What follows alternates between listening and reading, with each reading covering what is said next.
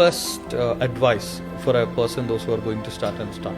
Talk to potential customers. You first go out to the market. ഒരു നല്ലൊരു idea ഉണ്ടെങ്കിൽ never take a decision to start coding ചെയ്യാൻ തുടങ്ങാൻ പാടില്ല. അല്ലെങ്കിൽ IT കമ്പനീനെ വിളിച്ചത് പ്രോട്ടോടൈപ്പ് വർക്കാനോ അല്ലെങ്കിൽ മിനിമം വയബിൾ പ്രൊഡക്റ്റ് ഉണ്ടാക്കാനോ പാടില്ല. ഒരു 10-20 പൊട്ടൻഷ്യൽ കസ്റ്റമേഴ്സിനോട് സംസാരിക്കാം. ഞാൻ ഇങ്ങനൊരു സൊല്യൂഷൻ ബിൽഡ് ചെയ്യാൻ ആഗ്രഹിക്കുന്നു. Do you think it's A problem for you? നിങ്ങൾക്കത് പ്രോബ്ലം ആണോ? ഞാനിത് ലോഞ്ച് ചെയ്യുകയാണെങ്കിൽ നിങ്ങളിത് പൈസയും കൊടുത്ത് വാങ്ങുമെങ്കിൽ നിങ്ങൾ എത്ര പൈസ തരും എന്നൊക്കെയുള്ള രീതിയിലൊരു കോൺവെർസേഷൻ ഇസ് വെരി ഇമ്പോർട്ടൻറ്റ്. പക്ഷെ അവരുടെ അടുത്ത് നമ്മൾ സംസാരിക്കാൻ പോകുന്ന സമയത്ത് മേ ബി നമ്മുടെ കയ്യിൽ ഒരു പ്രോഡക്റ്റ് ആയിട്ടില്ല അല്ലെങ്കിൽ ഒരു സർവീസ് ആയിട്ടില്ല. പക്ഷെ അപ്പൊ അങ്ങനെ ഒരു അവരെ നമ്മളെ സ്വീകരിക്കാനുള്ള സാധ്യത കുറവല്ലേ? ഓൾവേസ് സാധ്യത കൂടുതൽ. അപ്പോൾ അവിടെ നമ്മൾ നോക്കേണ്ടത് there is a terminology called low ഹാങ്ങിങ് ഫ്രൂട്ട്സ്. സാധാരണ ഒരു B2B ഒരു ടെർമിനോളജിയാണ് ഫസ്റ്റ് നമ്മൾ ഐഡന്റിഫൈ ചെയ്യേണ്ടത് ലോ ഹാങ്ങിങ് ഫ്രൂട്ട്സ്. ഇത് ചിലപ്പോൾ നമ്മുടെ ഫാമിലി ആയിരിക്കാം, നമ്മുടെ ഫ്രണ്ട്സ് ആയിരിക്കാം, കോളേജ് മേറ്റ്സ് ആയിരിക്കാം, എക്സാക്ട്ലി ആ ഒരു സർക്കിളിലുള്ള ആളായിരിക്കാം. ഇവരെ വെച്ചിട്ട് നമുക്ക് തന്നെ വാലിഡേറ്റ് ചെയ്യാൻ പറ്റും. നമ്മൾ മാർക്കറ്റിലേക്ക് പോകണമെന്ന് ആവശ്യമില്ല. ആൻഡ് ഇപ്പോൾ ഒരു സ്റ്റാർട്ടപ്പ് ഒക്കെ ലോഞ്ച് ചെയ്യുകയാണെങ്കിൽ there is A huge pool.